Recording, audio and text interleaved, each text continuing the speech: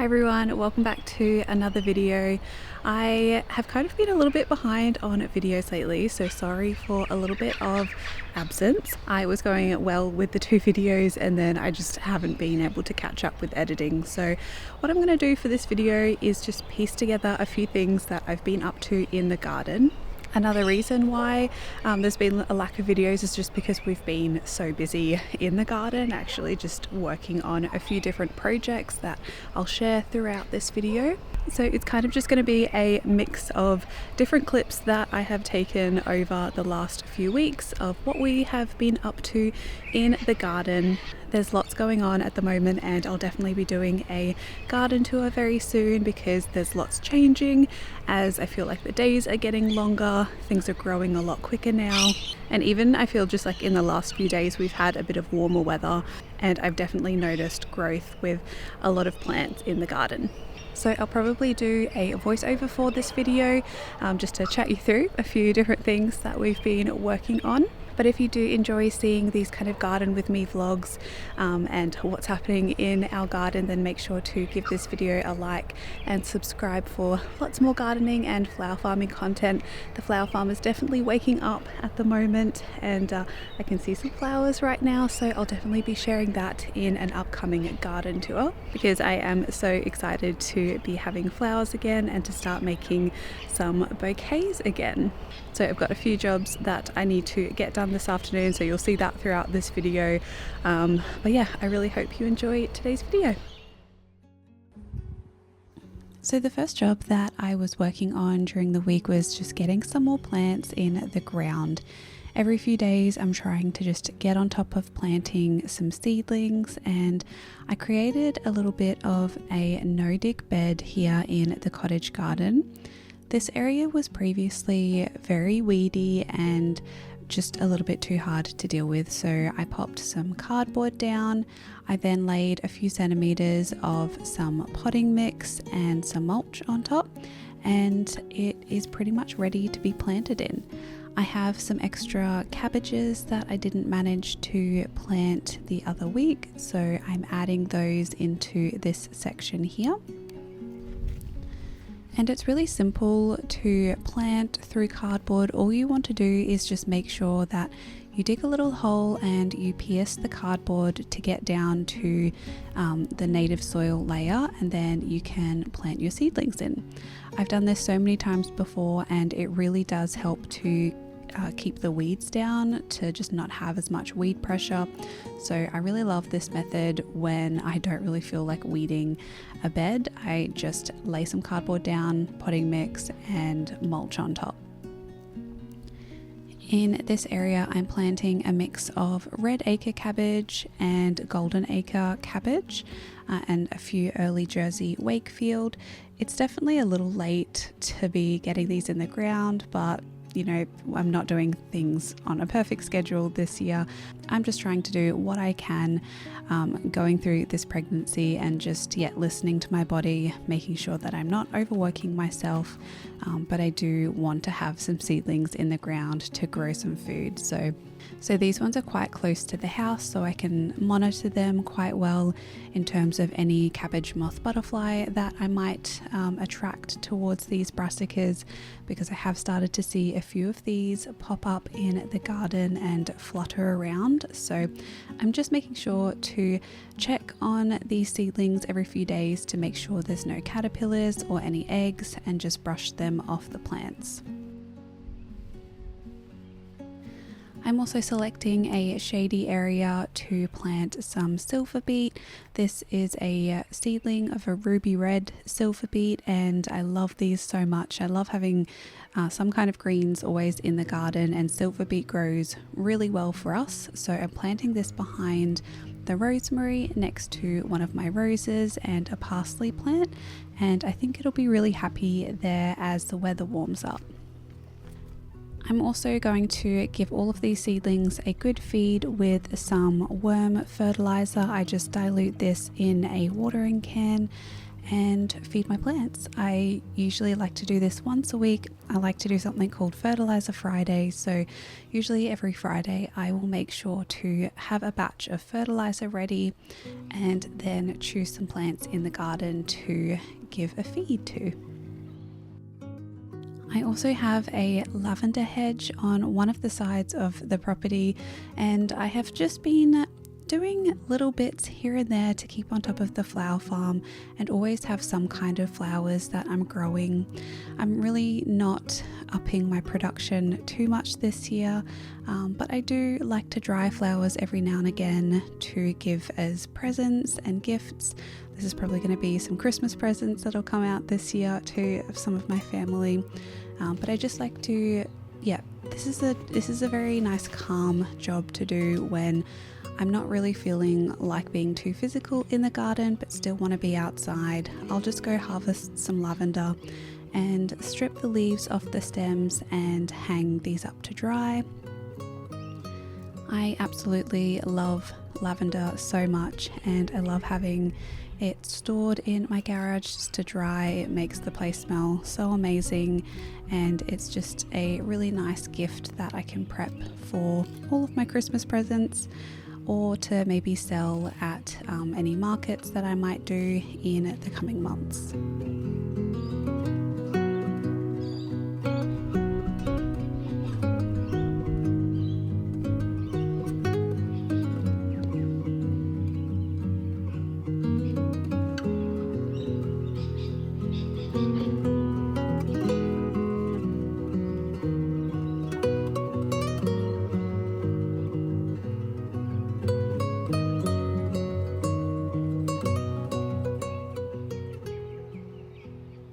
We have also been working hard to kind of think about what we're doing in terms of growing food for spring and summer.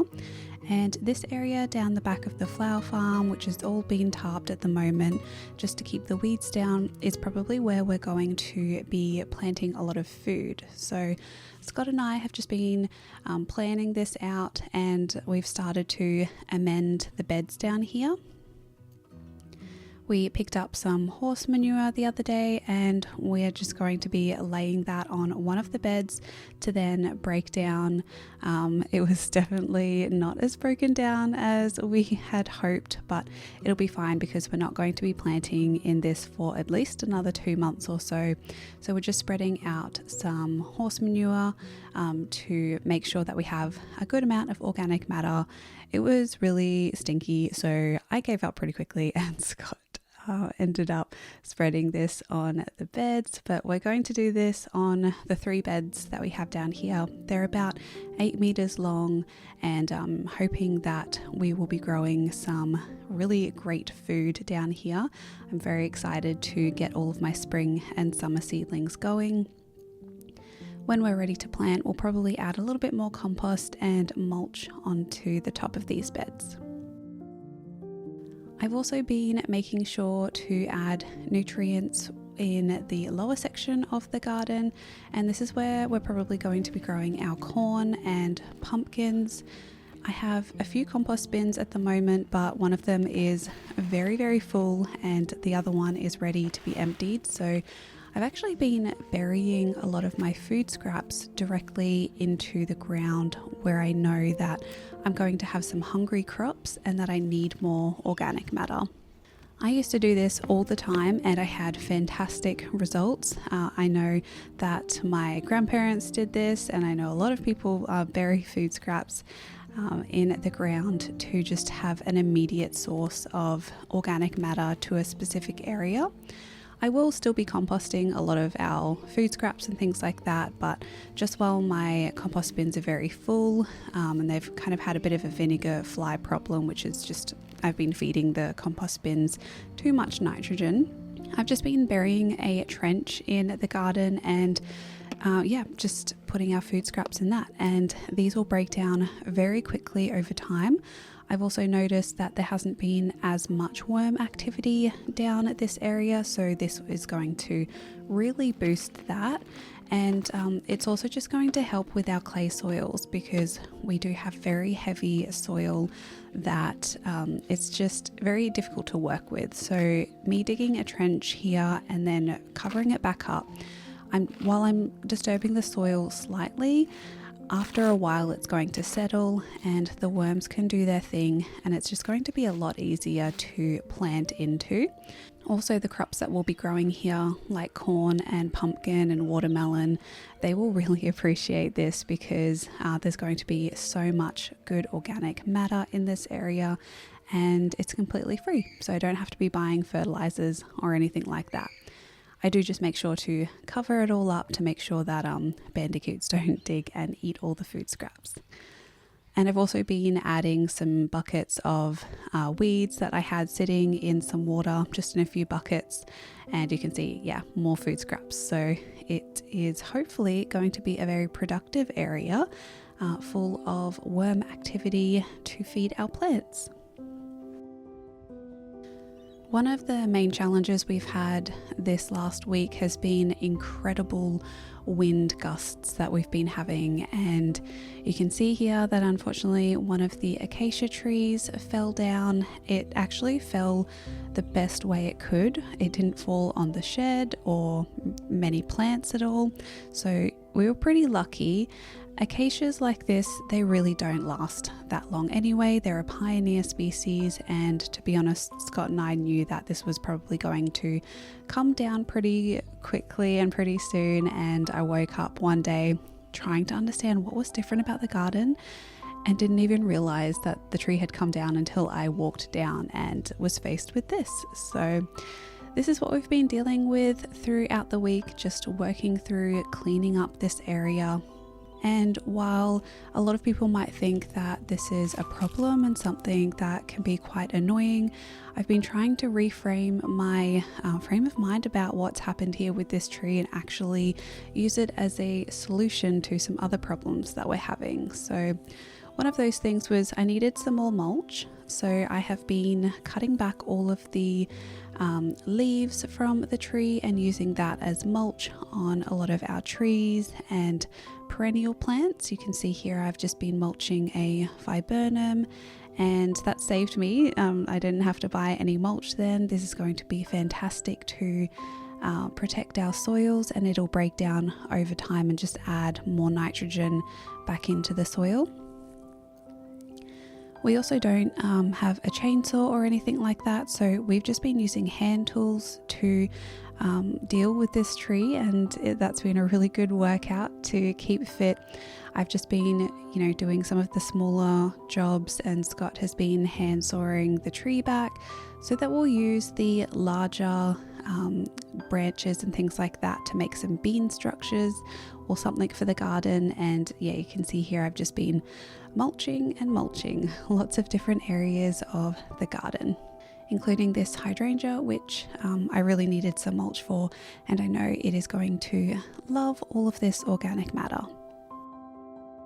Like I said before, it's also been just a really good way to keep fit in the garden. And throughout pregnancy, I'm taking it easy, but I'm also wanting to keep very active and not push myself or anything like that. But I do feel a lot better when I do move my body, and I tend to feel worse if I'm just sitting inside, watching TV or something like that throughout the day. So I am making sure to keep busy, and this tree has definitely provided me with some good workouts. Again, just making sure to listen to my body and not overdo it. But yeah, it has been very worthwhile to get some more mulch. As Sean from Edible Acres also says, I am trying to also use plants for some people problems that we've been having lately. And I spoke about this on a recent podcast that I filmed with Scott about just some issues that we've had with some neighbors in the past, and I won't talk about it too much here, but basically what I am doing here is creating some garden beds on the fence side of one of our neighbors. Unfortunately, They are a little bit less than pleased, I'll say, about how we like to live our lives and just us being at home a lot.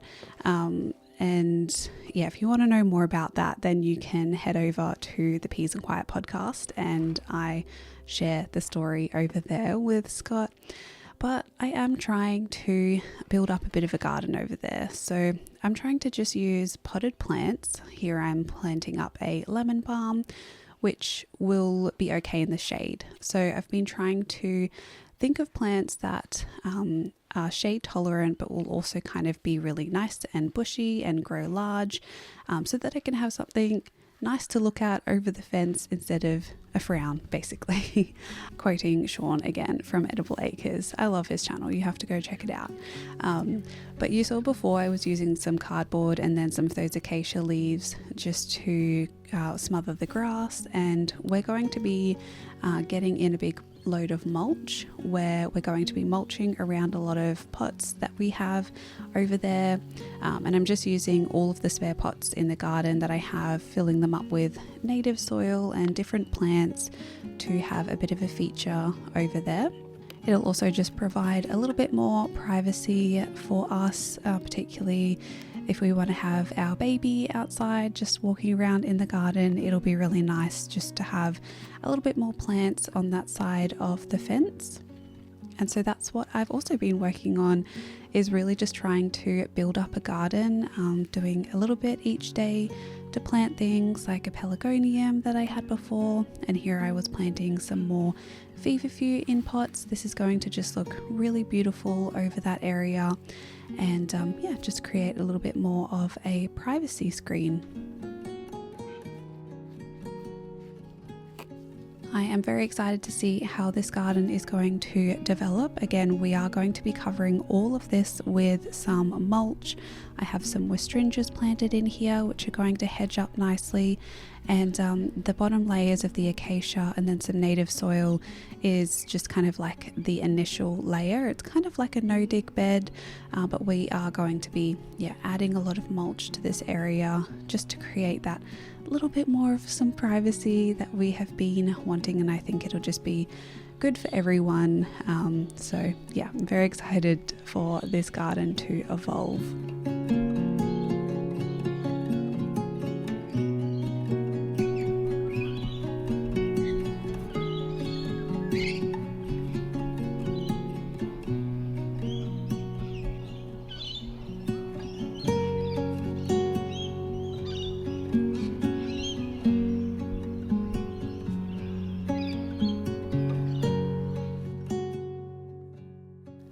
And the last thing that I have been working on is just lots of weeding in the garden, just trying to keep on top of weeds every few days, just doing a little bit here and there, however much I can physically manage to do.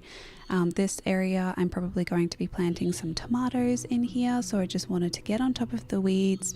I'll probably be doing some mulching with cardboard and then potting mix again in these areas where the weeds have they've just overrun this area, and that's fine. I have had so many other priorities to work on, mainly growing a child, and yeah, it's just I haven't been able to keep on top of it. So this is basically what I've been up to this week in the garden. I really hope you enjoyed just seeing what I've been up to.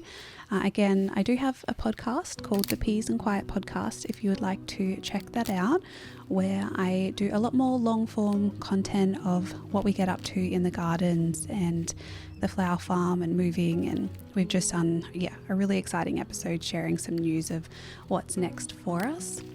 But yeah, this is what I've been working on throughout this week, and trying to keep busy throughout the slower season of winter. It doesn't seem that slow though because I've had so many jobs, but yeah, just trying to keep nice and fit and active throughout pregnancy has been really worthwhile for me, just to feel like myself. And yeah, I have really been enjoying all of the time that I've had in the garden. I'm not spending too much time here and there, like I'm doing an hour here, an hour there when I have time. But yeah, I just hope you enjoy seeing a few shots of what I've been up to, and I will be back very soon with some more garden vlogs and garden tours and and lots of content about what we're growing for spring and summer. So thank you so much for watching today's video. I hope you're having a lovely day wherever you are in the world, and until my next one, happy gardening everyone. Bye.